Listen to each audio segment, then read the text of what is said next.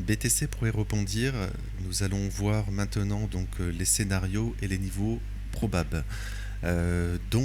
Si vous aimez mon contenu, n'hésitez pas donc à vous abonner et à liker.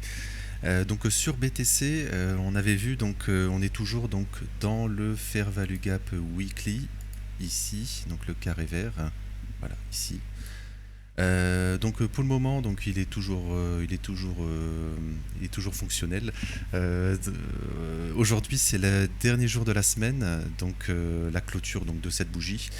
Pour le moment, tant que le fair value gap ici est maintenu, la suite logique, elle est simple, c'est continuation haussière, pardon. On peut passer directement en daily. Par contre, si elle est perdue, par exemple, si aujourd'hui on a un gros momentum baissier, là ça sentira un peu moins bon. Et là, on verra. Là, il faudra affiner en daily. Là, on va penser à ça, on va regarder ça. Là, aujourd'hui, ce matin, à l'ouverture, on a pris le plus bas de la veille à l'ouverture. Et là, on a un petit mouvement de retracement en fait, hein. C'est pas un rebond vraiment, c'est plutôt un retracement. Là en fait c'est intéressant, on est toujours dans ce Fair Value Gap Weekly.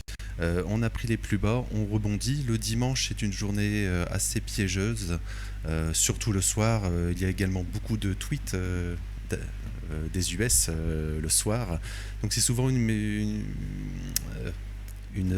journée assez piégeuse, donc il faut faire attention. Donc ce matin on rebondit. On pourrait très bien, on en avait parlé hier, on pourrait très bien réintégrer aussi. On l'avait dit hier, si on pourrait créer un fair value gap daily.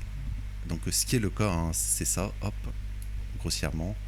Fair value gap daily. Donc aujourd'hui, on a deux scénarios finalement. Soit on a un gros momentum haussier à court terme, donc un bon rebond. On pourrait très bien réintégrer le fair value gap et tout simplement le dépasser tout simplement. Autre scénario, on pourrait tout simplement faire on pourrait tout simplement faire une mèche ici aujourd'hui, et là si on a un momentum très baissier, repartir à la baisse tout de suite et faire une mauvaise clôture weekly. C'est un scénario tout à fait possible. Également, ce qu'on pourrait faire, on pourrait tout simplement rester un peu en range comme ça, un petit peu un petit retracement, en fait un petit rebond à court terme, ce soir clôture de la bougie weekly, et semaine prochaine, donc demain, si ça reste comme ça, on aurait le plus bas ici weekly. On pourrait très bien ici faire par exemple lundi on commence par exemple on retourne par exemple dans cet FVG Daily, on se retourne, et mardi par exemple on reprend le plus bas de lundi et on fait également le plus bas, on reprend le plus bas également de cette semaine, le futur plus bas weekly. Je sais pas si c'est très clair, mais tout simplement on ferait ça. Et ça serait très positif en début de semaine. Tout simplement on serait encore dans le FVG Weekly. Et on ferait tout simplement une prise de liquidité en début de semaine, et il serait très probable d'avoir un retournement tout simplement. Là on pourrait spéculer sur un nouveau plus haut, au moins tant qu'on dépassera cet FVG daily, on pourra spéculer sur un plus haut. Inversement, si on perd ce soir par exemple, on fait une mauvaise clôture weekly, là on pourrait par exemple on clôture, je sais pas, peu importe, hein. On est toujours dans cette FVG de 110 à 114 500, j'ai pas dit les niveaux. On ferait tout simplement une mauvaise clôture, et début de semaine prochaine, lundi mardi, on ferait tout simplement une sorte de rebond. Pourquoi pas retaguer cette FVG, et là on pourrait spéculer encore sur une continuation baissière la semaine prochaine. Voilà, on a deux scénarios assez intéressants, je trouve. On peut passer rapidement sur ETH, qui est très très similaire, hein, finalement. Par contre sur ETH on est un peu plus faible. Voilà, ETH.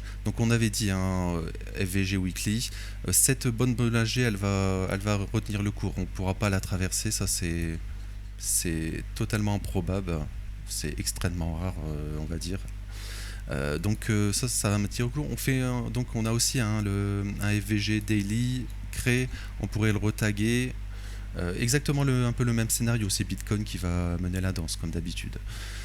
Également, donc c'est un peu plus weak, un peu plus faible sur ETH.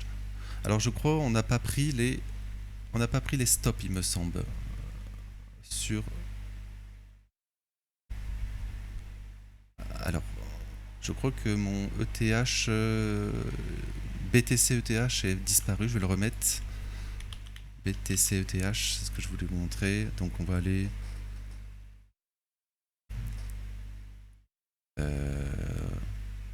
Voilà, ici, allez hop.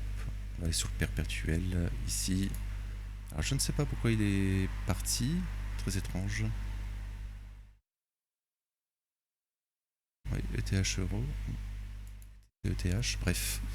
Donc oui, dessus on n'a pas pris donc le plus bas weekly. Ce qu'on a fait donc non, c'est pas du tout ça. Alors, on va terminer là-dessus. ETH BTC. On va aller sur Binance. Hop. Voilà, c'est ça. Voilà, donc rapidement. Donc en daily, tout simplement, là on a, il me semble, un equal, un equal low. Donc on est à 29,95 et 29,97. Donc on est totalement donc sur un equal low ici. Voilà. Généralement, avant tout mouvement, il y a une prise de liquidité. Donc on pourrait spéculer à une prise de liquidité pour, si on est haussier, à repartir à la hausse. Techniquement, peut-être demain, début de semaine, ou voilà, faire un nouveau plus bas sur BTC, ETH et continuation haussière. Donc voilà, ça sera tout pour aujourd'hui. Je vous remercie de m'avoir écouté. N'hésitez pas donc à vous abonner. À demain. Bonne journée.